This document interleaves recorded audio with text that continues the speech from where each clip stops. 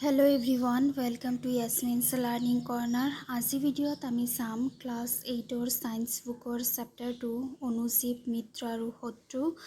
আজি আমাৰ টপিক হৈছে মানুহৰ ৰোগ সৃষ্টিকাৰী অনুজীৱ। যিবোৰ অনুজীৱে মানুহৰ দেহত ৰোগ সৃষ্টি কৰে, মানুহৰ যিটো আৰাম আছে। ইয়াৰ আগৰ ভিডিঅ'ত আমি আলোচনা কৰিছিলোঁ ৰোগ মানে কি। ৰোগ মানে হৈছে যে মানুহৰ যিটো নৰ্মেল যিটো সাধাৰণ আৰাম থাকে, সেই আৰাম যদি ডিষ্টাৰ্ব হয় তেতিয়া তাক ৰোগ হোৱা বুলি কোৱা হয়।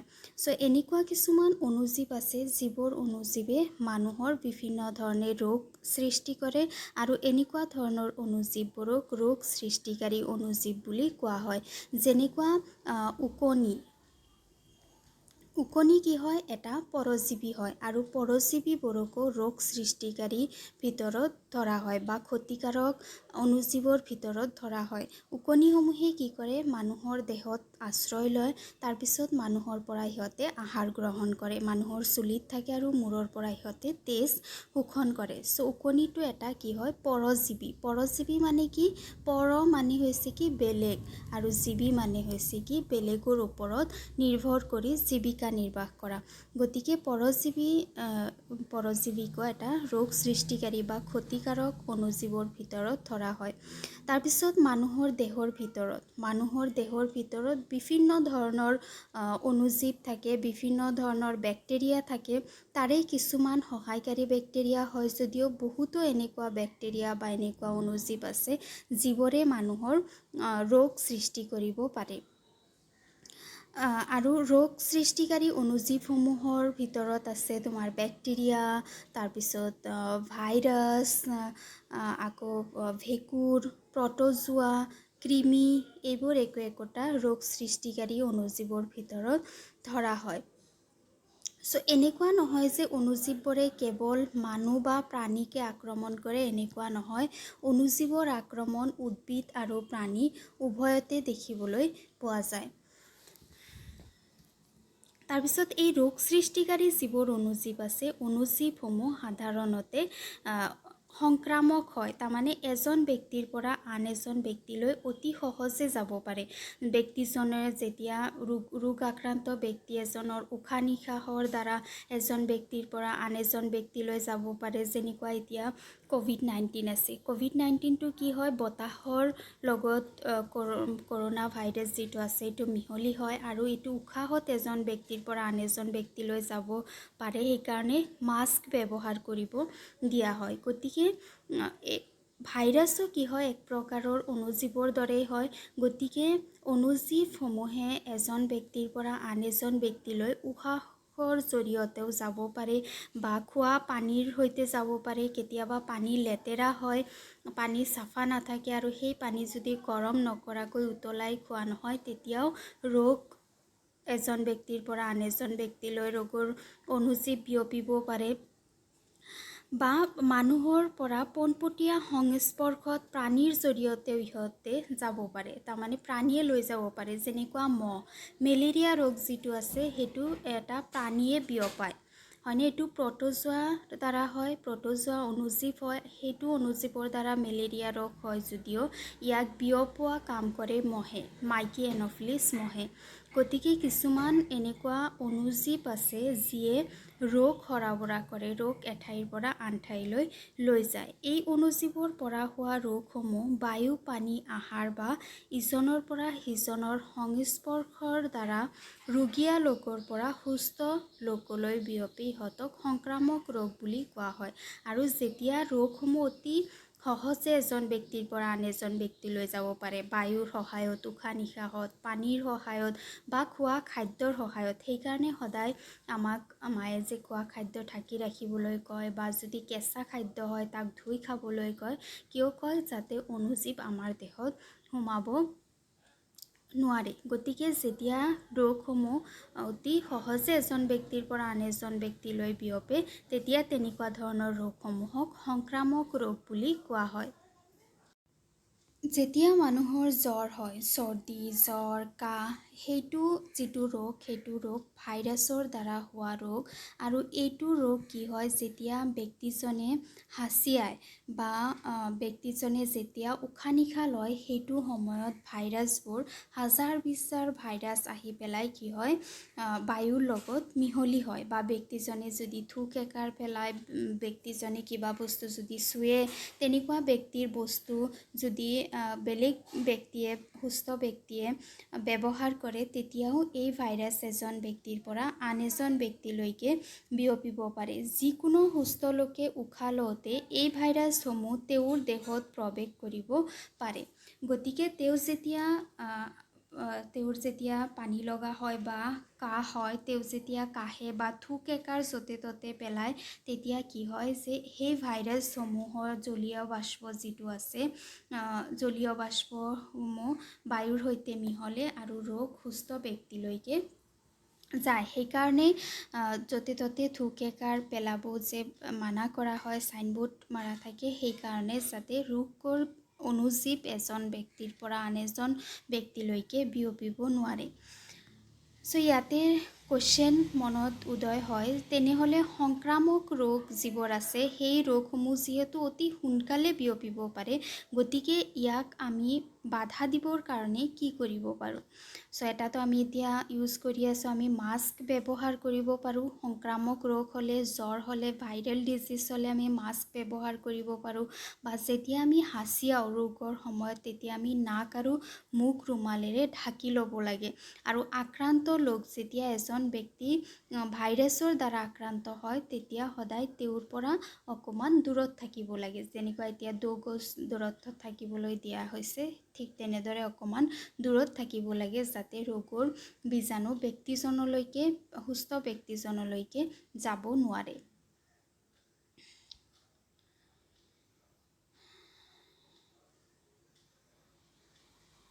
তাৰপিছত আছে যে কিছুমান এনেকুৱা ৰোগ আছে, যিবোৰ ৰোগে কিছুমান বাহকৰ দ্বাৰা এজন ব্যক্তিৰ পৰা আন এজন ব্যক্তিলৈকে বিয়পে, পতংগৰ দ্বাৰা। যেনেকুৱা এটা ভাল উদাহৰণ হৈছে মহ। মহে যেতিয়া মেলেৰিয়া ৰোগীক কামোৰে, তেতিয়া তেওঁ মেলেৰিয়া ৰোগীৰ পৰা প্ৰট'জোৱাটো, অনুজীৱটো লৈ পেলাই সুস্থ ব্যক্তি এজনক যেতিয়া কামোৰে, তেতিয়া প্ৰট'জোৱাটো তেওঁৰ বডিত সুমুৱাই দিয়ে। গতিকে ইয়াতে মহে ৰোগৰ বাহক হিচাপে কাম কৰে। মাখি এনেকুৱা এটা বাহক, যেতিয়া ব্যক্তিৰ ডায়েৰিয়া তেনেকুৱা ধৰণৰ ৰোগ হয়, তেতিয়া মাখিসমূহে তেওঁৰ যদি মলমূত্ৰত বহে, আকৌ যদি মাখিবোৰ আহি পেলাই খোৱা খাদ্যত বহে, তেতিয়াহ'লে অনুজীৱ খোৱা খাদ্যৰ লগত মিহলি হয়। আৰু সেইটো অনুজীৱ যেতিয়া সুস্থ মানুহে খায়, তাৰমানে সেইটো খাদ্য যেতিয়া সুস্থ মানুহে খায়, তেতিয়া খাদ্যৰ সৈতে অনুজীৱটো দেহৰ ভিতৰত সোমায় আৰু ৰোগ সৃষ্টি কৰে।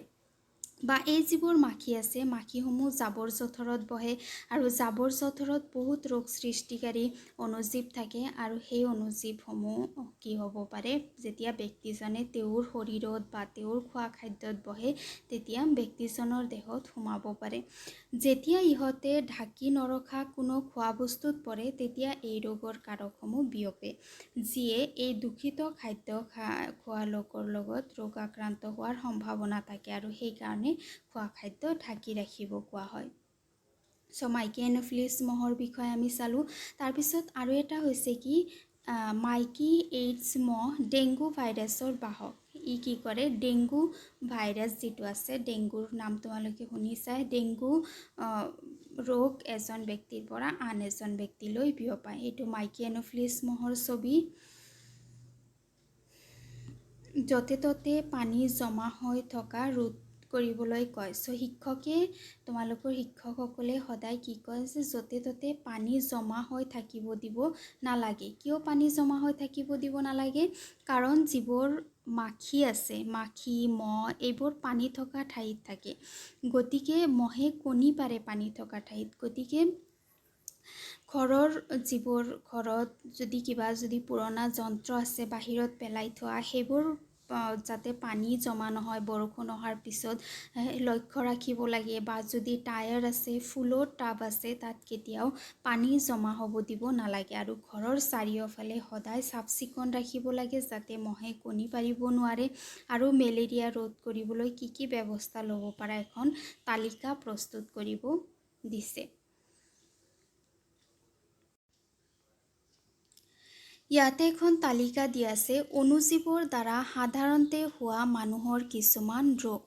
সাধাৰণতে অনবৰতে অণুজীৱৰ দ্বাৰা যিবোৰ ৰোগ হয় সেই ৰোগসমূহৰ এখন তালিকা দিয়া আছে। এই তালিকাৰ বাহিৰেও বহুত ধৰণৰ ৰোগ অণুজীৱৰ দ্বাৰা হ'ব পাৰে। প্ৰথমটো ৰোগ আছে যক্ষ্মা ৰোগ, যাক টিবি ৰোগ বুলিও কোৱা হয়, টিউবাৰক্ল'ছিছৰ দ্বাৰা হয়। চ' এইটো যিটো ৰোগ আছে সেইটো বেক্টেৰিয়া, ইয়াৰ অণুজীৱটো হৈছে এবিধ বেক্টেৰিয়া আৰু ই বায়ুৰ সহায়ত এজন ব্যক্তিৰ পৰা আন এজন ব্যক্তিলৈ বিয়পে। যক্ষ্মা হ'লে সাধাৰণতে মানুহে কাহে আৰু কাহৰ সৈতে বীজাণু বায়ুত মিহলি হয় আৰু সুস্থ ব্যক্তিলৈকে যাব পাৰে। প্ৰতিৰোধ ব্যৱস্থা হৈছে ৰোগীজনক আছুতীয়াকৈ ৰাখিব লাগে, অকলশৰে ৰাখিব লাগে। ৰোগীৰ যিবোৰ বস্তু-বাহিনী আছে, বস্তু-বাহিনীসমূহৰ পৰা সুস্থ মানুহ আঁতৰত থাকিব লাগে আৰু ব্যক্তিজনক চিটা দিব লাগে, চিটাকৰণ কৰিব লাগে ব্যক্তিজনক। তেতিয়াহ'লে এইবোৰ ৰোগ হ'ব নোৱাৰে বা সুস্থ মানুহেও যক্ষ্মাৰ চিটা আগতীয়াকৈ লৈ ৰাখিব পাৰে। তাৰপিছত আছে কি সৰু আই।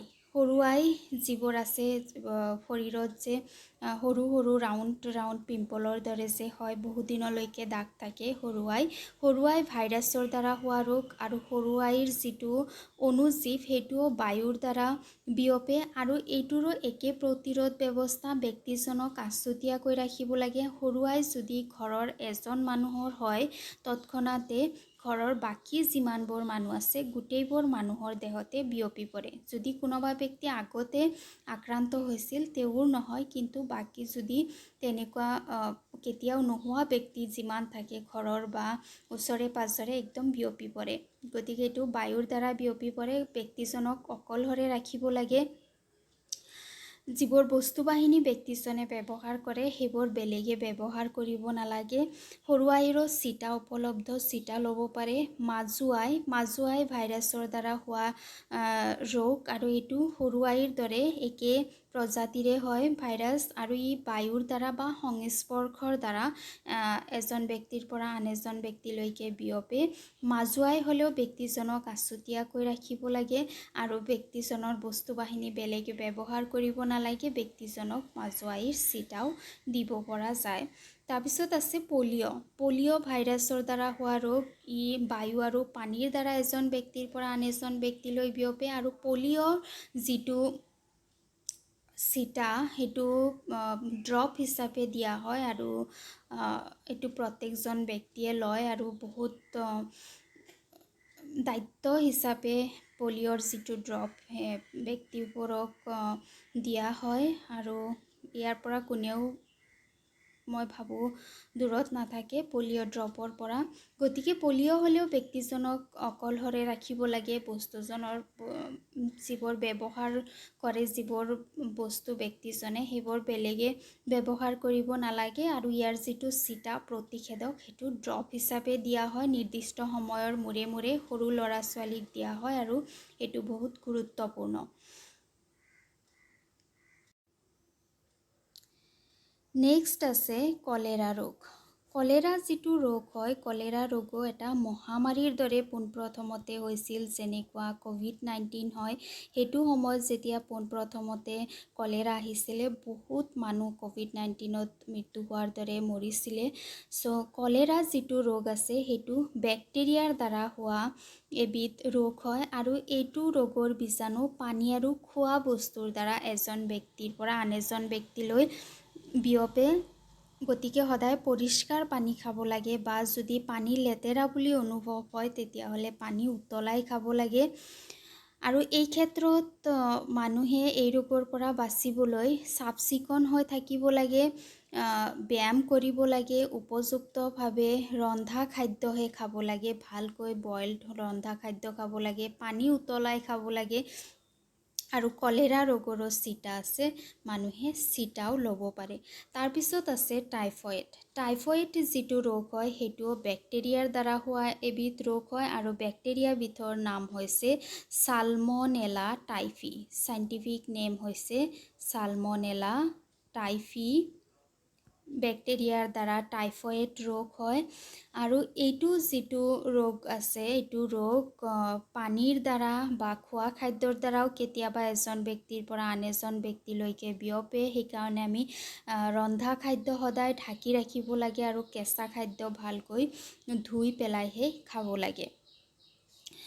সেইকাৰণে আৰু পানী সদায় চাফা পানী বা বইল পানী খাব লাগে। আৰু এইটো যিটো চালমনেলা টাইফি আছে সেইটো যেতিয়া ব্যক্তিৰ দেহত প্ৰৱেশ কৰে ই আমাৰ ক্ষুদ্ৰান্তত গৈ পেলাই আক্ৰমণ কৰে আৰু ক্ষুদ্ৰান্তত ই গৈ পোৱাৰ লগে লগে বেমাৰৰ লক্ষণ দেখিবলৈ পোৱা যায়। লক্ষণসমূহ হৈছে বহুত বেছি জ্বৰ হোৱা, মূৰৰ বিষ হোৱা, দুৰ্বলতা, পেটৰ বিষ বা পায়খানা নোহোৱা, তাৰপিছত শৰীৰ দুৰ্বল হৈ যোৱা, বহুত বেছি ভোক নলগা, এনেকুৱা ধৰণৰ লক্ষণ দেখিবলৈ পোৱা যায়।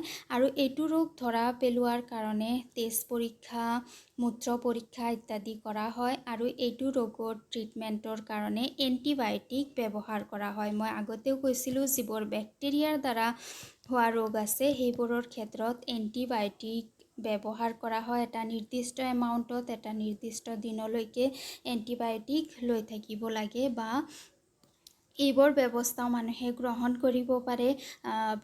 পৰিষ্কাৰ পৰিচ্ছন্ন হৈ থকা, ব্যায়াম কৰা, তাৰপিছত ভাল খাদ্য খোৱা ইত্যাদি ধৰণৰ বা চিটা লোৱা এইবোৰ কৰিব পাৰে। তাৰপিছত আছে কি হেপাটাইটিছ বি। হেপাটাইটিছ বি ভাইৰাছৰ দ্বাৰা হোৱা এবিধ ৰোগ হয়। ই পানীৰ দ্বাৰা বিয়পে। পানী উতলাই খাব লাগে আৰু চিটা দিব পৰা যায়। হেপাটাইটিছ বিৰ চিটা স্কুলসমূহত দিবলৈ আহে বা ওচৰৰ হস্পিটেলতো এভেইলেবল হয়। মেলেৰিয়াটো প্ৰট'জোৱাৰ দ্বাৰা হোৱা ৰোগ হয় আৰু ই বিয়পে মহৰ দ্বাৰা। আৰু ইয়াৰ পৰা বাচিবলৈ বহুত আমি ব্যৱস্থা হাতত ল'ব পাৰোঁ। আমাৰ ঘৰখন চাফ চিকুণকৈ ৰাখিব পাৰোঁ। ঘৰৰ কোনো ঠাইতে পানী জমা হ'ব দিব নালাগে। শোৱাৰ সময়ত আঁঠুৱা তৰিহে শুব লাগে। তাৰপিছত মহ মৰা যিবোৰ দৰৱ আছে সেই দৰৱসমূহ দিব লাগে। মহে কণী পৰা ৰোধ কৰিবলৈ চাৰিওফালে ক'তো পানী জমা হ'ব দিব নালাগে, লেতেৰা হ'ব দিব নালাগে। আৰু কেইটামান ৰোগৰ বিষয়ে চাওঁ আমি। সংক্ৰামক ৰোগ অণুজীৱৰ দ্বাৰা হোৱা ৰোগ, যেনেকুৱা এটা আছে নিউমনিয়া। নাম শুনিছা নিউমনিয়া যিটো ৰোগ আছে সেইটো ৰোগ বেক্টেৰিয়াৰ দ্বাৰা হোৱা ৰোগ আৰু এইটোৰ বেক্টেৰিয়াৰ নাম হৈছে ষ্ট্ৰেপ্ট'কক্কাছ নিউমনি। কেপিটেল এছ হ'ব চাইণ্টিফিক নেম ষ্ট্ৰেপ্ট'কক্কাছ। কক্কাছ মানে সৰ্পিল আকাৰৰ বেক্টেৰিয়া। ষ্ট্ৰেপ্ট'কক্কাছ নিউমনি আৰু হিম'ফিলাছ ইনফ্লুৱেঞ্জা। হিম'ফিলাছ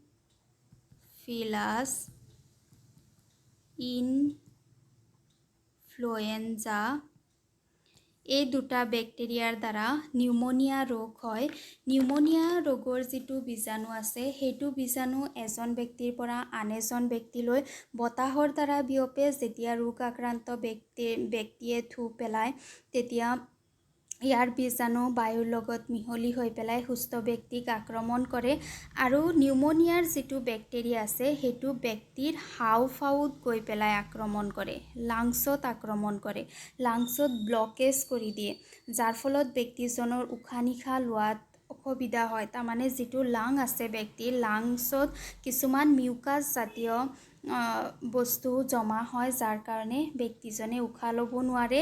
ইয়াৰ লক্ষণসমূহ হৈছে অতিমাত্ৰা জ্বৰ হোৱা, কাহ হোৱা, তাৰপিছত ভালদৰে উশাহ ল'ব নোৱাৰা, মূৰৰ বিষ হোৱা, ওঠ নীলা হৈ যোৱা, তাৰপিছত যিবোৰ নখ আছে নখসমূহ নীলা হৈ যায়, ব্যক্তিজন বহুত বেছি দুৰ্বল হয়। এইবোৰ হৈছে নিউমনিয়া ৰোগৰ লক্ষণ।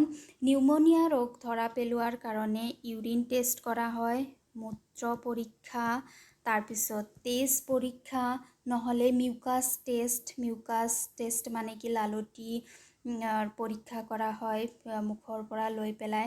ইয়াৰো উপৰি মানুহে বুকুৰ এক্সৰে কৰিব পাৰে, চেষ্ট এক্সৰে বুলি কোৱা হয়। বুকুৰ এক্সৰে কৰিলেও এই ৰোগ ধৰা পেলাব পৰা যায় আৰু এই ৰোগ এণ্টিবায়'টিকৰ দ্বাৰা ট্ৰিট ট্ৰিটমেণ্ট কৰা হয় কাৰণ এইটো বেক্টেৰিয়াৰ দ্বাৰা হোৱা ৰোগ, গতিকে এণ্টিবায়'টিকৰ দ্বাৰা ইয়াক ট্ৰিটমেণ্ট কৰা হয়। আৰু এটা যেতিয়া আমি সংক্ৰামক ৰোগৰ বিষয়ে পঢ়োঁ বা অনুজীৱৰ দ্বাৰা হোৱা ৰোগৰ বিষয়ে পঢ়োঁ, যদি আমি পানী লগা জ্বৰৰ বিষয়ে আলোচনা নকৰোঁ তেতিয়াহ'লে ডিছকাশ্যন ইনকমপ্লিট হৈ ৰয়। চ' আমি পানী লগা জ্বৰ চাওঁ। পানী লগা জ্বৰ যিটো আছে, পানী লগা জ্বৰ সাধাৰণতে যিটো অনুজীৱৰ দ্বাৰা হয় সেইটো হৈছে এক প্ৰকাৰৰ ভাইৰাছ, যাক ৰাইনো ভাইৰাছ বুলি কোৱা হয়। ৰাইনো ভাইৰাছৰ দ্বাৰা হয় আৰু ই বায়ুৰ দ্বাৰা এজন ব্যক্তিৰ পৰা আন এজন ব্যক্তিলৈ যাব পাৰে, উশাহ নিশাহৰ দ্বাৰা বা ব্যক্তিজনে যিবোৰ বস্তু ব্যৱহাৰ কৰে, কলম, বহী, বেগ, বস্তুজনৰ টাৱেল, যিকোনো বস্তু তেওঁ চোৱা বস্তু সেই ভাইৰাছবিধ যায় আৰু সেইটো সুস্থ ব্যক্তিলৈকে যাব পাৰে আৰু বহুত বেছি সংক্ৰামক হয় এইটো ৰোগ। ঘৰত এজনৰ হ'লে গোটেইকেইটাৰ হয়, গাঁৱত হয়, ওচৰে পাঁজৰে হৈ যায়। চ' বহুত বেছি সংক্ৰামক হয় পানী লগা জ্বৰ। এইটো জ্বৰ হ'লে ব্যক্তিজনৰ নাক যিটো আছে, নাকটো জাম হৈ যায়, উশাহ নিশাহ লওঁতে অসুবিধা হয়। তাৰপিছত ইয়ে ব্যক্তিৰ হাওঁফাওঁক আক্ৰমণ কৰিব পাৰে। লক্ষণ হৈছে কাহ হোৱা, মূৰৰ বিষ হোৱা, তাৰপিছত নাকেৰে পানী অহা ইত্যাদিবোৰ। আৰু এই ৰোগৰ ক্ষেত্ৰত সাধাৰণ যিবোৰ মেডিচিন আছে, পেইন কিলাৰ, কাফ চিৰাপ ইত্যাদিসমূহ ব্যৱহাৰ কৰি পেলাই এই ৰোগৰ পৰা হাত সাৰিব পৰা যায়। চ' আমি ইয়াৰ পৰা কি দেখিবলৈ পালোঁ যে মানুহৰ সাধাৰণতে হোৱা কিছুমান ৰোগ আৰু এইবোৰৰ প্ৰতিৰোধৰ কিছুমান ব্যৱস্থা দেখিবলৈ পালোঁ। বেক্টেৰিয়াৰ দ্বাৰা মানুহ আৰু গৰু উভয়ৰে এনথ্ৰাক্স নামৰ এবিধ ৰোগ হয় আৰু গৰু ম'হৰ চবকা ৰোগ ভাইৰাছৰ দ্বাৰা হয়। এনেকুৱা নহয় যে মানুহৰে হয়, বেলেগ প্ৰাণীৰো হয়, যেনেকুৱা গৰুৰ হ'ব পাৰে, ম'হৰ হ'ব পাৰে। চ' গৰুৰ এনথ্ৰাক্স বেক্টেৰিয়াৰ দ্বাৰা হোৱা এবিধ ৰোগ হয়। তাৰপিছত চবকা ৰোগ যিটো আছে সেইটো ভাইৰাছৰ দ্বাৰা হোৱা এবিধ ৰোগ হয়। চ' আজি ভিডিঅ'ত ইমানখিনিয়ে। ভিডিঅ' কেনেকুৱা পালা জনাবা, ভাল লাগিলে লাইক কৰিবা, বন্ধু বান্ধৱৰ সৈতে শ্বেয়াৰ কৰিবা আৰু চেনেল ছাবস্ক্ৰাইব কৰিবা। Thank U.